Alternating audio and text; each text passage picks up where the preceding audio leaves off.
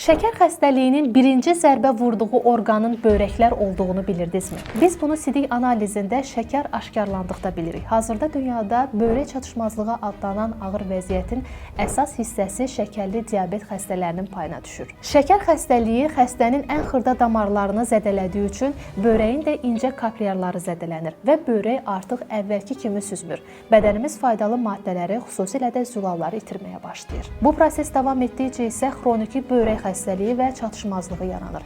Gecikmiş etaplarda pasiyent dializə məruz qalır. Nəzərə almaq lazımdır ki, böbrək özü haqda çox gec xəbər verir. Buna görə böbreyin zədələnmə ehtimalı olan bütün pasiyentlərdə böbreyi qorumaq vacibdir. Sözsüz ki, bunun üçün düzgün qidalanma və maye qəbulu rejiminə riayət etməli, yanaşı bəzi dərmanların qəbuluna çox ehtiyatlı yanaşmaq lazımdır. Bəs böbrəklərimizi necə qoruyaq deyə fikirləşirsinizsə, bitki tərkibli Diurenes tabletlərindən istifadə edə bilərsiniz. Diurenes bildirim ki, dərman deyil. Tərkibində qızılçətir otu, levistik kökü və rozmarin yarpaqlarının ekstratı var. Bu bitkilər böbreyin qan dövranını yaxşılaşdırır, işini asanlaşdırır, iltihabı və spazmları götürür.